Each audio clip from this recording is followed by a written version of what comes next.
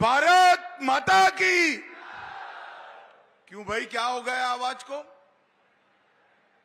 मोदी जी को तीसरी बार प्रधानमंत्री बनाना है या नहीं बनाना है? रामप्रीत मंडल जी को जिताना है या नहीं जिताना है? तो ऐसी आवाज नहीं चलती भैया। मैं समझ रहा हूं गर्मी है, हवा है, मगर चुनाव भी है। मेरे साथ दोनों हाथ उठाइए, उठाए दोनों हाथ। विजय के संकल्प की मुट्ठी पीछे। ये सामने वाले पेंडोल के बाहर है, वो भी उठाए, जरा बैठे हुए भी उठाए। उठाओ सभी लोग हाथ। विजय के संकल्प की मुट्ठी पीछो और प्रचंड आवाज से बोलो, भारत माता की, भारत माता की। देखो भाई, सीता माता की धरती है। मैं जोर से प्रभु श्री राम का जयकारा लगाऊंगा, सभी लोग साथ देना है। मेरे साथ बोलिए, जय श्री राम, जय जय श्री राम। आज झंझारपुर इस बड़ी सभा में मेरे साथ उपस्थित जदयू के सांसद श्रीमान संजय झा जी, बिहार सरकार के मंत्री नीतीश मिश्रा जी, बिहार सरकार की मंत्री बेन शीला मंडल जी, ललन मंडल जी, रामप्रीत पासवान जी, विनोद नारायण झा जी, अरुण शंकर प्रसाद जी, सुधांशु शेखर जी, मीना कामत जी, राम कुमार राय जी, लक्ष्मेश्वर राम जी, वीरेंद्र कुमार चौधरी जी, ऋषिकेश कुमार जी, शंकर झा जी, श्री फूले भंडारी जी, संतोष पासवान जी और हमारे दोनों प्रत्याशी रामप्रीत मंडल जी और अशोक यादव जी आए हैं। अशोक जी पहुंच नहीं पाए हैं। पहले रामप्रीत जी के लिए बहुत जोर से ताली बजाकर उनका स्वागत करिए भाइयों बहनों। और आज झंझारपुर में आए हुए प्यारे भाइयों बहनों, माताओं और मेरे जिगर के टुकड़े जैसे युवा मित्रों, आप सभी को नमस्कार, राम राम। भाइयों और बहनों, झंझारपुर की इस धरती से सभी मिथिलांचल के लोगों को प्रणाम कर कर मेरी बात की मैं शुरुआत करता हूं। भाइयों बहनों, बाबा बिंदेश्वरनाथ, बाबा पंचानंद, मां चामुंडा, इसके साथ साथ सीता माता के मंदिर, ये सभी धर्म स्थानों को मैं प्रणाम कर कर मेरी बात की शुरुआत करता हूं। जब मैं यहां आया हूं तब जनकवी विद्यापति जी, महान दार्शनिक मंडन मिश्र जी, वाचस्पति मिश्र जी, वीर पूरन मंडल जी, पंचानंद झा जी और स्वतंत्रता सेनानी रामेश्वर यादव को प्रणाम कर कर मेरी बात की शुरुआत करना चाहता हूं। भाइयों और बहनों, हमारे कर्पूरी ठाकुर जी यहीं से विधायक बनकर जाते थे। फूलपरास विधानसभा से बने। इतने साल तक एक Congress and Lalu and company ने कर्पूरी ठाकुर का सम्मान नहीं किया था।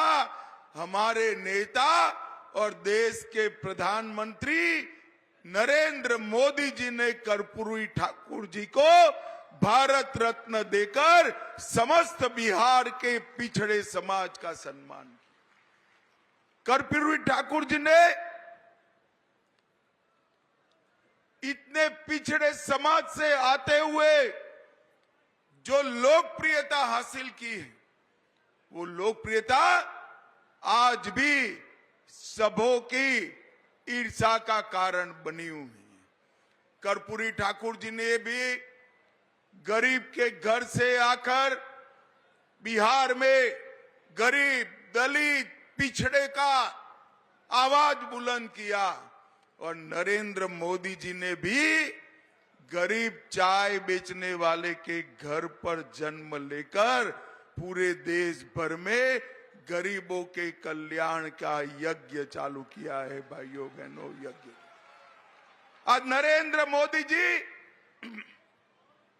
देश भर के पिछड़ा, गरीब, दलित, आदिवासी, वंचित उसके कल्याण के लिए काम करने वाले नेता के रूप में उभरे। भाई और बहनों, मोदी जी को तीसरी बार प्रधानमंत्री बनाना है ना भाई? जोर से बोलो, बनाना है ना? मैं इसका मतलब समझाता हूं। तीसरी बार प्रधानमंत्री बनाने का मतलब है बिहार के अंदर से जातिवाद को समाप्त कर देना, आगे मेरिट्स में राजनीति चले। तीसरी बार प्रधानमंत्री बनाने का मतलब है बिहार के अंदर से, देश के अंदर से भ्रष्टाचार को समाप्त कर देना। देश के खजाने की पाई पाई जिस पर गरीब का अधिकार है वो गरीब को मिले, ऐसा शासन लाने का मतलब है नरेंद्र मोदी को प्रधानमंत्री बनाना। भाई और बहनों, मैं आज यहां आया हूं तब जंजारपुर की इस विशाल सभा से देश भर के मतदाताओं को आज मैं पूछने आया हूं।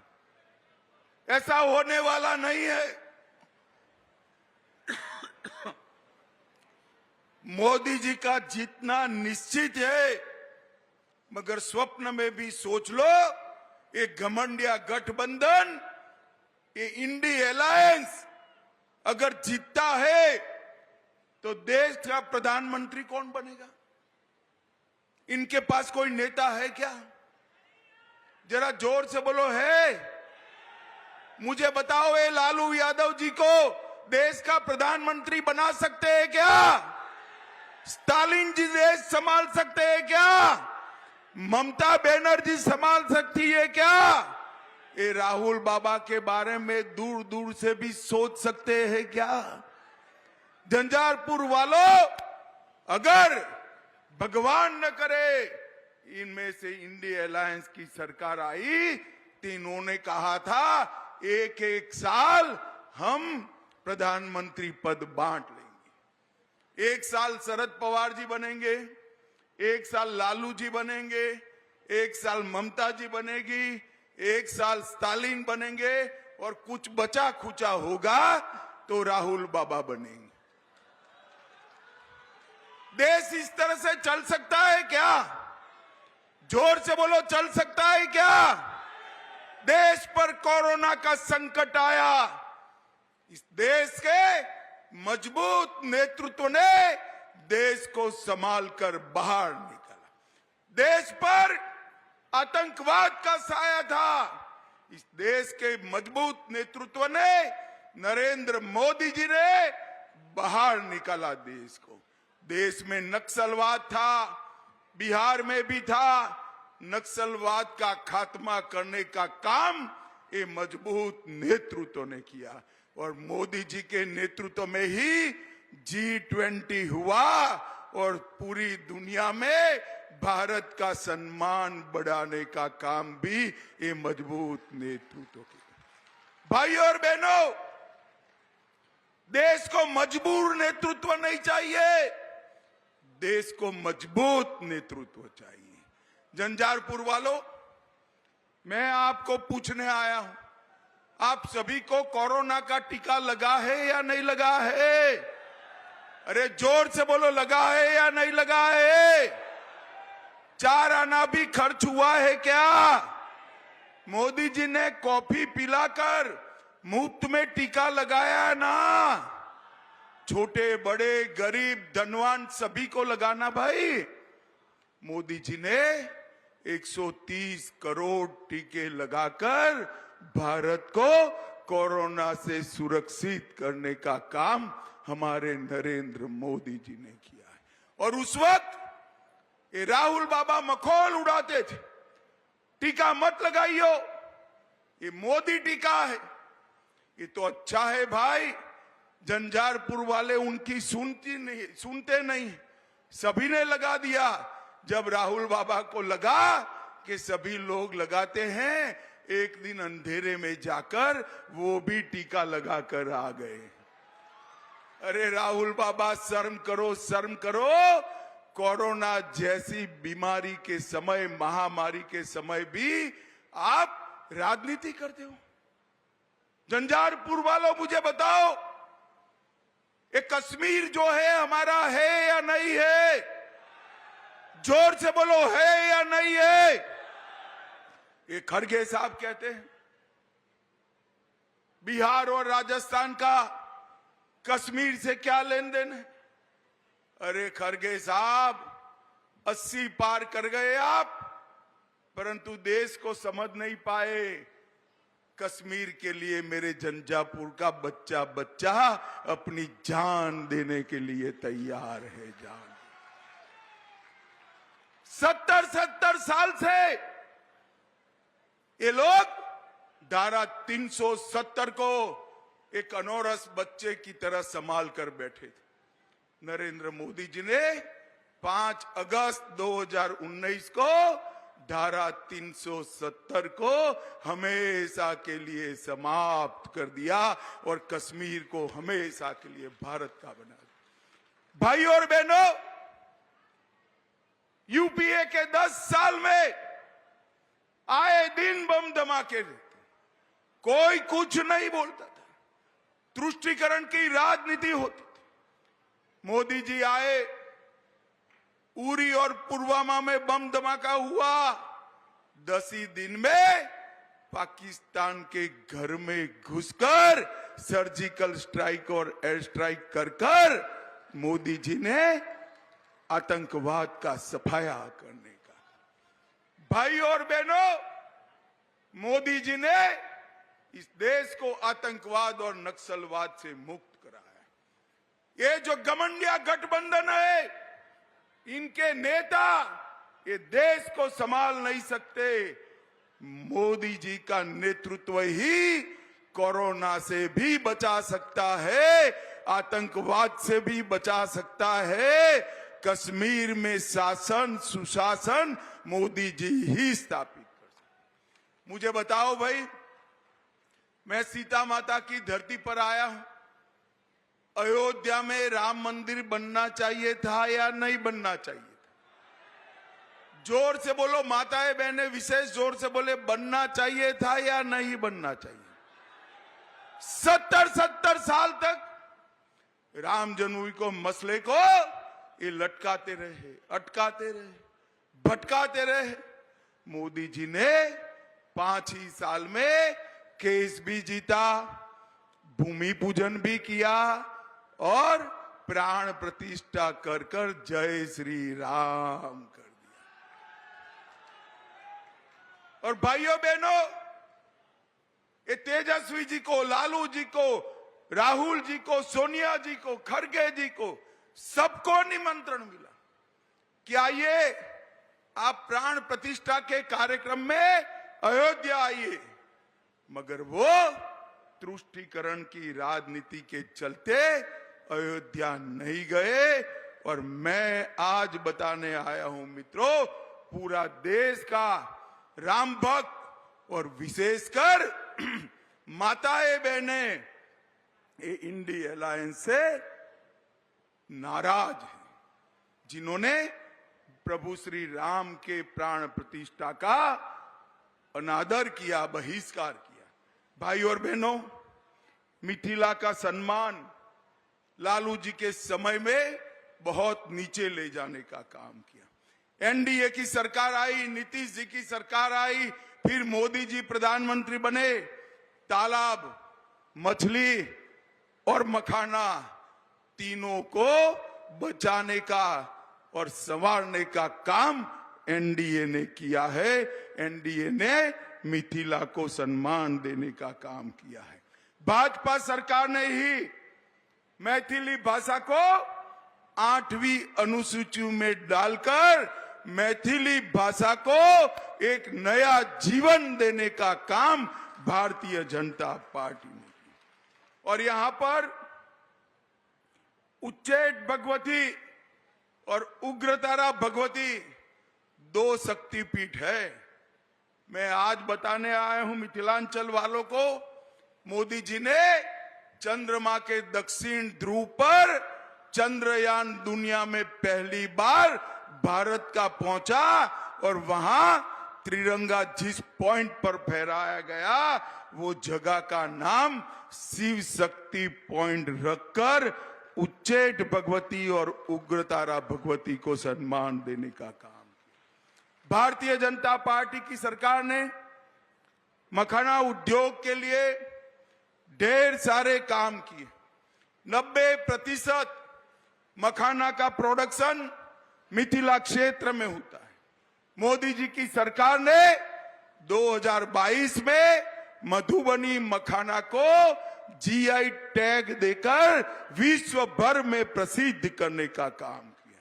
आज 6 जिलों में 1 डिस्ट्रिक्ट 1 प्रोडक्ट में मखाना का नाम है और मधुबनी भी इसमें हमारा शामिल है।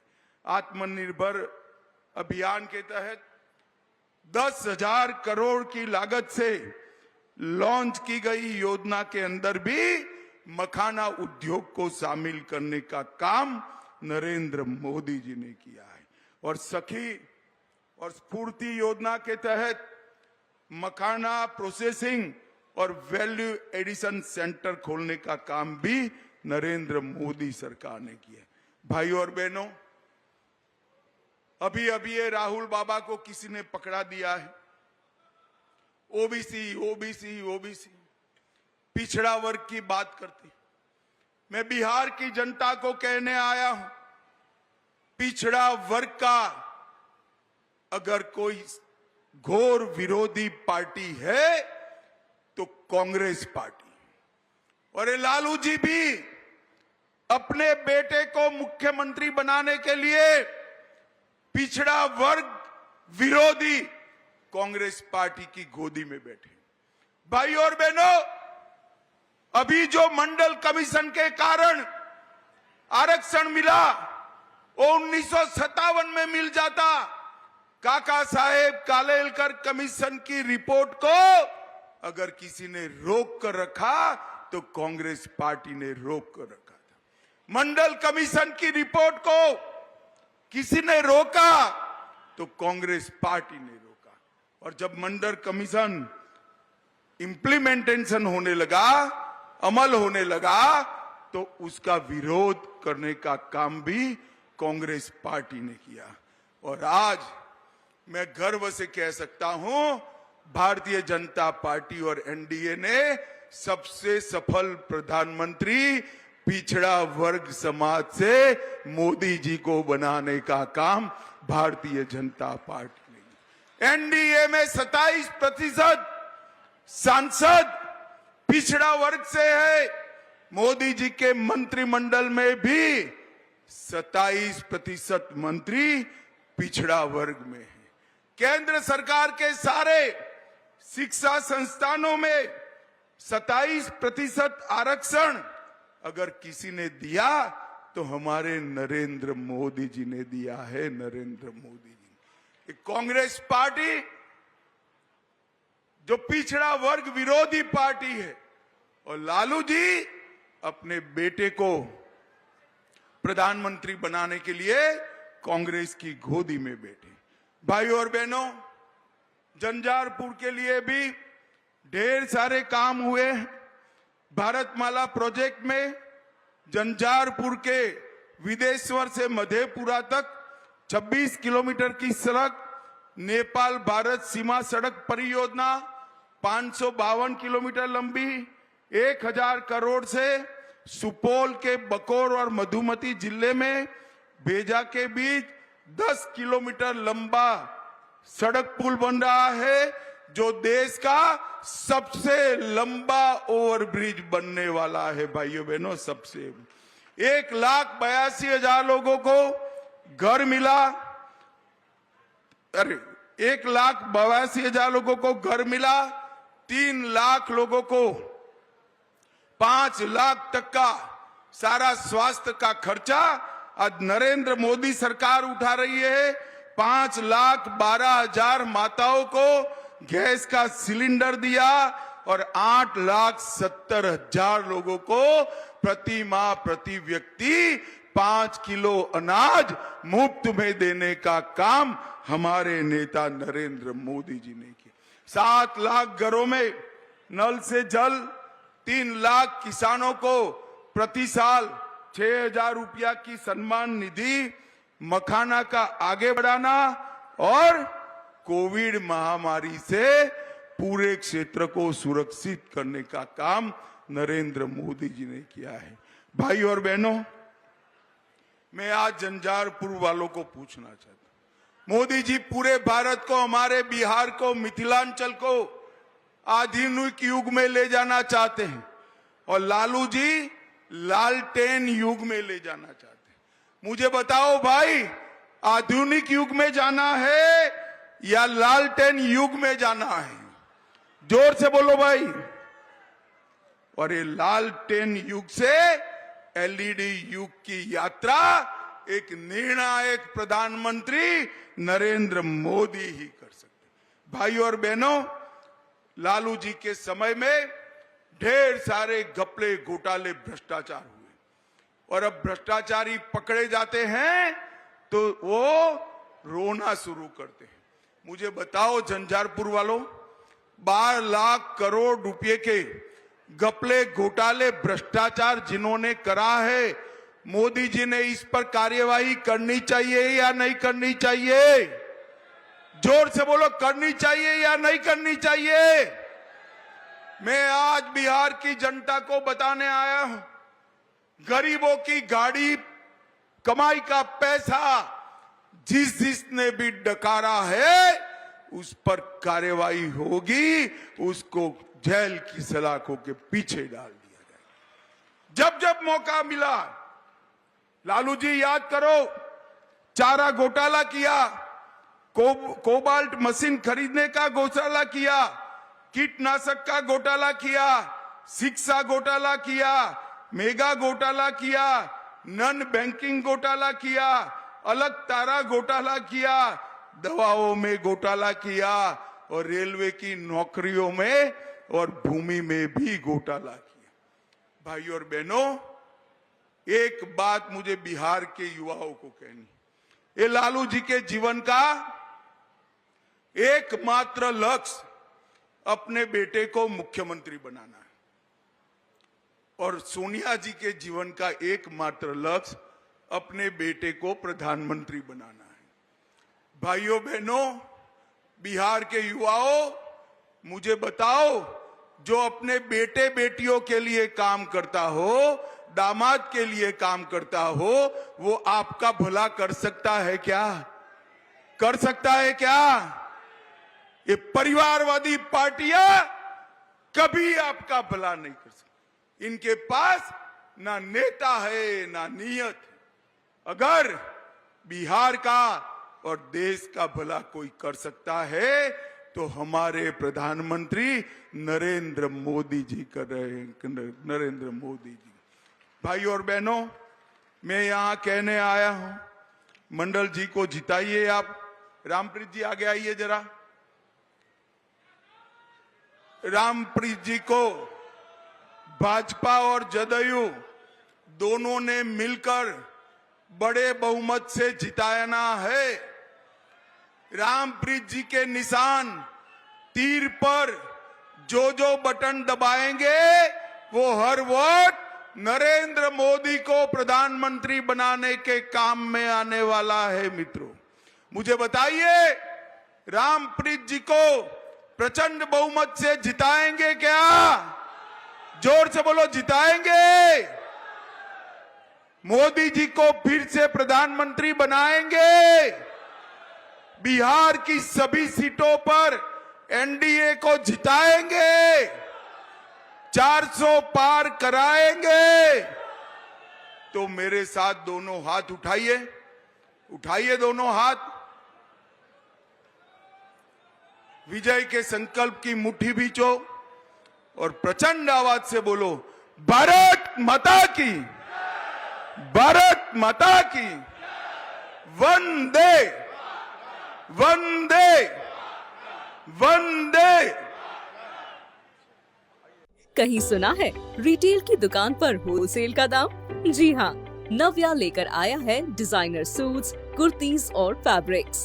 सबसे सस्ता, सबसे अच्छा, defence road, Mamun, Pathankot. Contact 96141 96141।